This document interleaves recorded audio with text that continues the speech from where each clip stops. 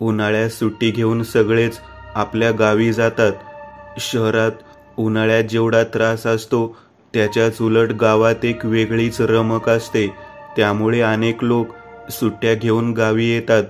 अशाच प्रकारे आम्हीही गावी जाणार आहोत आणि एक बकऱ्याचा कार्यक्रम आहे.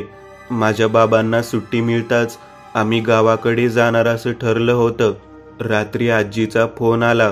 ती बाबांना म्हणाली, तुम्ही सगळे कधी येणार आहात? बाबांनी ठरलेलं नियोजन सांगितलं तरीही आजी काळजीने म्हणाली, हो, पण चैत्र महिन्या उरकल्यावर अमावस्या येते. त्या दिवशी तुम्ही गावात हवेत. त्या दिवशीच देणं आहे. माहीत आहे ना तुला? आता तुम्ही दोघंच आहात. बाबा म्हणाले, हो, माहीत आहे आम्हाला. उद्याच सुट्टी मिळेल असं मला वाटत आहे. आजी जसं म्हणाली की तुम्ही दोघंच आहात, त्याचे कारण असे आहे की आता बाबा आणि मी शहरात राहतो. आई आणि माझी बहीण आता या जगात नाहीत. मागच्या वेळी गावाला गेलो तेव्हा एक घटना घडली. त्यात आई आणि बहीण नाही राहिले. आता ते देवाघरी आहेत. आम्हाला अमावस्येच्या आधी गावी जाणे गरजेचे होते. आजीचा फोन झाल्यानंतर बाबा परत त्यांच्या कामावर गेले. जाता जाता मला शाळेत देखील सोडून गेले. माझी तर परीक्षा सुरू होती आणि एकच पेपर राहिला होता. बाबांनी मला शाळेत सोडले आणि स्वतः ऑफिसला गेले. रात्र झाली. बाबा घरी आले. मी उशीर का झाला म्हणून प्रश्न केला. त्यावर ते म्हणाले, तिकीट काढत होतो. चल, आपल्याकडे फक्त 1.5 घंटे वेळ आहे. आवरायला घे. 10:30ची ट्रेन आहे. घाई कर. हे ऐकून मी लगोलग आवरायला घेतले. कपडे वगैरे बॅगेत भरून घेतले. बाबा म्हणाले, दाढी करत होते. करत करत मला म्हणाले, झालं का रे सगळं? हो बाबा, जवळपास झालं आहे सगळं. कपडे, तुझी काही पुस्तके घेतलीस ना? हो. आणि तुझ्या आई आणि अंजूचा फोटो घेतलास का? बाबा, फोटो कशासाठी? यावर बाबा चिडून म्हणाले, जेवढं सांगतोय तेवढं कर. दोन्ही फोटो बॅगेत ठेव. मी होकार देत दोन्ही फोटो बॅगेत ठेवले. काही क्षणात आम्ही दोघेही तयार झालो व स्टेशनवर पोहोचलो. आम्ही लवकरच पोहोचलो होतो.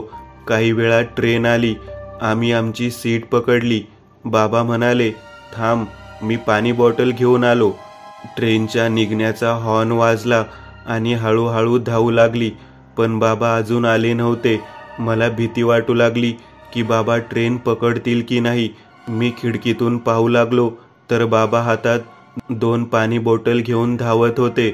हळूहळू ट्रेनची गती वाढू लागली. बाबांनी तेवढ्यात ट्रेन पकडली आणि सीटवरती आले. त्यांना धाप लागली होती. मी म्हणालो, बाबा लवकर यायचं ना. मी किती घाबरून गेलो होतो. बाळा, कशाला काळजी करतोस?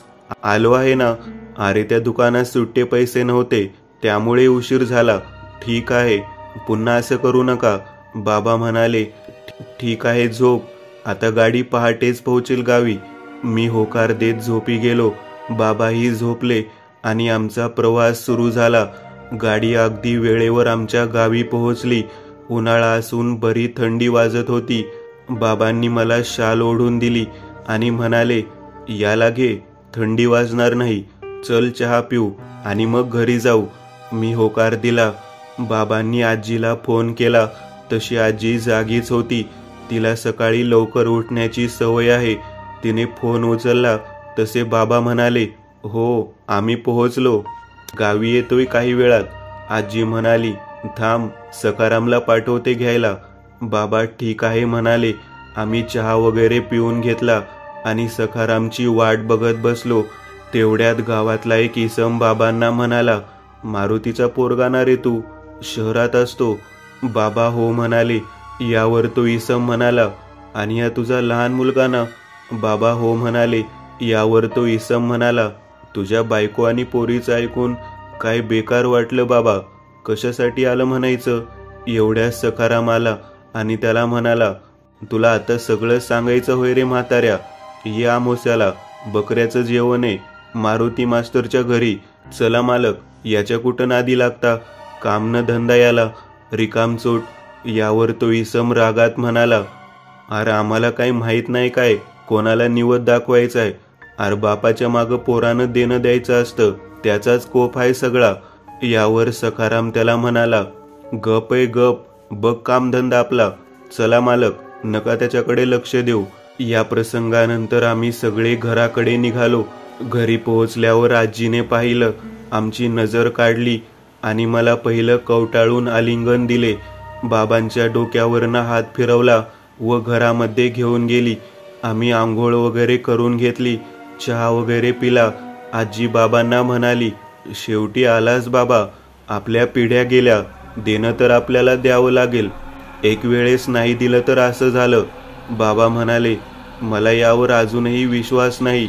यावर बाबांना थांबवत आजी म्हणाली, अरे तुझ्या जिभेला काही हाड, नको असं काही बोलू. एवढी सोन्यासारखी सून आणि नाद गमावली मी. आता उगाच नको असं काही वार्ता करू बाबा. एवढं तुझं कर्तव्य आहे ते कर. तुझा बाबा तर मास्तर होता, शिकलेला होताच ना, होय की नाही? त्यानं पण केलंच ना. अरे एवढं घर समृद्ध आहे कशामुळे? तुझ्या पंजोबाची पुण्याई आहे. एकदा करून बघ आणि त्या अंगणातला पाळणा हालताना बघशील स्वतःच्या डोळ्यांनी. इथवर चर्चा थांबली आणि आम्ही जेवण करायला बसलो. ही चर्चा मी ऐकत होतो आणि खूप सारे प्रश्न माझ्या डोक्यात घर करून बसले. पंजोबा, पाळणा, देणं, नेमकं काय भानगड आहे? याचा आई आणि बहिणीशी काय संबंध? या सर्व प्रश्नाची उत्तरं आजीकडून मिळणार होती. रात्री जेवण करून झाले. बाबा त्यांचं काही काम करत होते. मी आजीजवळ गेलो. ती अंगणात बसली होती. मी तिच्या मांडीवर डोकं ठेवलं. यावर ती म्हणाली, जेवला का पोटभर माझा वाघ? मी हो म्हणालो. आजी, सकाळी बाबा आणि तू कशाबद्दल बोलत होतात? पंजोबा कोण आहेत आणि कसलं देणं? यावर आजीने माझ्याकडे बघितलं आणि स्मित हास्य देत म्हणाली, कळतं तर तुलाही? आहे बाबा, जसे तुझे बाबा देत आहेत तसे तुलाही द्यायचे आहे, त्यामुळे तुला पण करावं लागेल. मी म्हणालो, आजी सांग ना. आणि ती सांगू लागली. माझ्या डोक्यावर थाप देत ती म्हणाली, काय सांगू बाबा, लय गुंतागुंत आहे. घरादाराच्या चांगल्यासाठी, सुख समृद्धीसाठी सेवा करत होते. तुझे आजोबा, पंजोबा, खापर पंजोबा. मी आजीला प्रश्न केला. आजी, आजोबा म्हणजे कोण मला माहीत आहे, पण पंजोबा आणि खापर पंजोबा कोण ग? आजी म्हणाली, अरे पंजोबा म्हणजे तुझ्या आजोबांचे बाबा आणि खापर पंजोबा म्हणजे तुझ्या पंजोबाचे बाबा. कळलं? मी म्हणालो, कळलं, पण पंजोबापर्यंत, बाकी नाही समजलं. आजीने स्मित हास्य देत म्हणाली, बरं तिथपर्यंत तरी समजलं ना? ठीक आहे, ऐक आता. तुझ्या वडिलांचे पंजोबा आपल्या या घरात राहत होते, म्हणजे हा आपला पूर्ण वाडा ते सांभाळत होते. काही घोडे, गाई, म्हशी, आपल्याकडे सगळं होतं. आणि आपल्या वाड्यामध्ये मागच्या आळीला एक पिंपळाचं झाड आहे. तिथे आपलं कुलदेव आहे. कुलदेव म्हणजे तो देव तर म्हणता येणार नाही, अर्धा देव आहे आणि अर्धा असुर. आणि गेल्या 2-3 पिढ्या झालं त्याचा तिथे वास आहे अजूनपर्यंत. तुझ्या बाबाच्या पंजोबांना हे माहीत नव्हतं. एक दिवस असंच पंजोबा रात्री उशिरा घरी आले. घोड्याला खुगीर दिला आणि घरात जाऊ लागले, तर तेवढ्यात त्यांच्या समोर एक चांगला मोठा साप फणा काढून उभा होता. पंजोबा भीत नव्हता कशालाच, म्हणून त्याने जवळील काठी घेतली आणि त्या सापाच्या मागे लागला. तेवढ्यात तो साप मागच्या बाजूने पळाला. त्यामुळे पंजोबाने सगळ्यांना जागे केले आणि 4-5 माणसं घेऊन त्या सापाच्या मागं गेले. कंदील घेऊन सगळेजण त्याला शोधत होते. तेवढ्यात पंजोबांना त्या पिंपळाच्या झाडात त्या सापाचे शेपूट दिसते. तोच पंजोबाने काठीने वार केला तसे तो साप बाहेर आला. पंजोबाने परत एक वार केला. यावेळी तो त्या सापाला चांगला लागला. त्यामुळे ती साप त्या पिंपळाच्या झाडात जाऊन बसला. ते झाड मधून बऱ्यापैकी पोकळ होतं. त्यामुळे त्यांनी काही पोरांना सांगितले, आणारे घासलेट तेल आणि लावा आग या झाडाला. तेव्हा सगळ्यांनी त्यांना विरोध केला. काही जण म्हणाले, वस्ताद, कशाला कशाला, हे झाड नको जाळूयात. काय गरज आहे? तो साप आता पुन्हा येणार नाही, निघून जाईल आता तो. त्यावर पंजोबा म्हणाले, आणि आला तर उद्या माझे लेकरं बाळ, नातवंड इथे अंगणात खेळतात. इजा झाली तर पाणी सुद्धा मागू देणार नाही. नाही, जाळून टाकू. बघू पुढं जे होईल ते होईल. आणि जे करायचं नव्हतं ते झालं. त्यांनी त्या झाडाला आग लावली. व काही क्षणात ते झाड जळू लागलं. पण तो साप न त्या जळत्या झाडाच्या बाहेर येत होता. कुठलीही हालचाल होत होती. कदाचित मरण पावला असेल म्हणून सगळे निघून गेले. पण दुसऱ्या दिवशी तोच साप, अर्ध शरीर जळलेलं, जखम झालेली, पण तसेच पुन्हा पंजोबाच्या समोर येऊन थांबला. यावेळी मात्र पंजोबांना काहीतरी विचित्र वाटलं. तो सर्प पुन्हा त्या झाडाकडे जाऊ लागला. यावेळी पंजोबा त्याच्या मागे गेले, एकटेच. त्यांनी कोणालाच बोलवलं नाही, कारण त्यांना कळून चुकलं होतं की काहीतरी गडबड आहे. हा सर्प कसा काय वाचला? काहीतरी वेगळीच शक्ती आहे. ते त्या झाडाजवळ गेले आणि बघतच राहिले. त्या जळलेल्या झाडाला एक झोका बांधला होता आणि तो आपोआप हालत होता, जणू कोणीतरी झोका घेत आहे. हे बघून त्यांच्या पायाखालची जमीन सरकली, घाम फुटला. कोणीतरी गुरगुरण्याचा आवाज येत होता, जणू कोणीतरी खूप रागात आहे त्यांच्यावर. कसं तरी औंढा गिळत ते बघत राहिले. तोच अचानक आवाज आला, काय रे, खूप मोठा माणूस आहेस का? गेले कित्येक दिवस झालं तुला बोलावतोय मी. एवढा कसला माज रे तुला? उत्तर देत कसं तरी पंजोबा म्हणाले, देवा, माज कसला? मूर्ख आहे मी. खूप उशिरा समजते मला. यावर उत्तर आले, मग माझे घर जाळायचे बरे कळले तुला? होय रे. पंजोबा म्हणाले, देवा, माफ करा मला. यावर उत्तर आले, देव नाही रे मी, आणि पिशाचही नाही. मी कोणीही असेल, पण आता तू माझा ऋणी झाला आहेस. माझं बोलवणं समजलं नाही तुला. त्या सर्पाला जाळलास. अरे, रक्षक आहे तो या जागेचा, आणि माझा दूतही आहे. माझं घरही जाळलंस. मी राहायचं कुठं रे? पंजोबा म्हणाले, यावर प्रायश्चित्त काय करू? आता तुम्हीच सांगा. यावर उत्तर आले, प्रायश्चित्त नाही, किस्त असेल. दर अमावस्येला कोंबडं नाही तर बकरं मला भोग दे, आणि या झाडाला इजा होऊ देऊ नको. या झाडाला पालवी पुन्हा फुटल. माझा वास कायम राहील इथं. पंजोबा म्हणाले, कुठपर्यंत करावी लागेल ही सेवा? जोपर्यंत तुझा वंश आहे तोपर्यंत. आज हे देणं तू देतोस, उद्या तू नसल्यावर तुझा मुलगा देईल, आणि हे पुढे चालत राहील. तुझं देणं हे तुझ्या येणाऱ्या सर्व पिढीला द्यावं लागेल. तेव्हाच सुख, शांती, आरोग्य, धन, समृद्धी, कुठलीही बाहेरून आलेलं संकट, बाधा, करणी, कसलीही हानी होऊ देणार नाही मी. पण तुला तुझं देणं तर द्यावं लागेल. नसतं लागलं, पण काल जे तू केलंस त्यामुळे तुझ्या वंशाच्या सुरक्षिततासाठी तुला काल हे जाळ केलास, म्हणून ही शिक्षा आहे तुला. जर उगाच काही कारण नसताना असं काही केलं असतं तर आज तुझं सर्व कुटुंब या जगात नसतं. आणि लक्षात ठेव, एकही खंड पडू देऊ नको, नाहीतर ज्या दिवशी खंड पडला तुझ्या घरात जीवितहानी निश्चित असेल. एवढं बोलून तो झोका हलण्याचा थांबला आणि आजी सांगायची थांबली. म्हणाली, म्हणून आपल्या इथे कार्यक्रम आहे अमावस्या आली की. मी म्हणालो, मग माझ्या बाबांनी दिलं नाही का ग पंजोबाचं देणं? म्हणून माझी. आणि तिने माझं तोंड दाबलं आणि म्हणाली, झोप आता, खूप उशीर झाला आहे. उद्या सकाळी लवकर उठायचे आहे.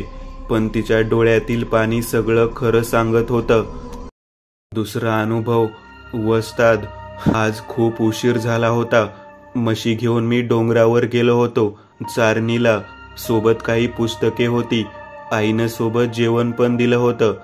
पण आज काय सराव करायला मिळाला नाही, म्हणून मी माळावरच थोडा व्यायाम केला आणि जेवण केलं. मी जेवत असताना एक म्हातारा आला आणि म्हणाला, हे यार, उरकला नाही? किती वेळ झालं जेवतोय? त्या म्हशी बघ कुठे गेल्या. खदान आहे तिकडं, मरल पडून एखादी. मी गपगुमान जेवत होतो. तो परत म्हणाला, अरे बाबा. मी रागात म्हणालो, हे जाऊ दे बरं खड्ड्यात, जाऊ दे बरं खड्ड्यात त्या म्हशी. मला गपगुमान जेवू दे, आधीच डोकं फिरलंय माझं. तो म्हणाला, पैलवान, चिडू नका. एखादी म्हैस पडली खाली तर केवढ्याला पडल? वरून तुझा बात असला, जीव घेईन तुझा. आणि असं बी तुला खादगी कुठून मिळाल र? मी म्हणालो, नाहीतर नाही भेटू दे. आपला नियम आहे, खाऊन झाल्याशिवाय उठत नाही आपण. मग दुनिया इकडची तिकडं हो दे. सकाळी बा शिव्या देत होता, पण मी लक्ष दिलं नाही. खात होतो ना. बा म्हणतो, शिक्षण बघ, पैलवानकी करू नकोस. पण माझ्या काही डोक्यात जात नाही. मी लक्षच दिले नाही. जेवत बसलो. 5 भाकरीचा मुर्दा मोडल्याशिवाय उठलो नाही. बा अजून शिव्या देऊन निघून गेला. आता गेलाय रुसून कुठंतरी, म्हणून म्हशी घेऊन मी आलोय. पण या खाऊ पण देत नाहीत, या पण बा सारख्या. तो माणूस हसत म्हणाला, आईला लेका, तुझा तर त्या वस्ताद सारखा खेळ झाला. आणि हसू लागला. मी म्हणालो, कोण वस्ताद? अरे तुला वस्ताद माहीत नाही होय? कसला रे तू पैलवान? तुला वस्ताद माहीत नाही म्हटल्यावर काय बोलायचं? अरे सगळ्या गावाला माहीत होतं वस्ताद कोण होता आणि काय होता. वाटतं तुला कोणी सांगितलं पण नाही. तुझ्या बाने पण नाही सांगितलं का? अरे बाचा एकदम जिगरी मित्र होता त्यो. मी म्हणालो, काका मला पण सांगणार कोण होता वस्ताद? तो म्हणाला, सांगतो, आधी म्हशी इकडं आण. मी सर्व म्हशी आमच्या बाजूला आणल्या.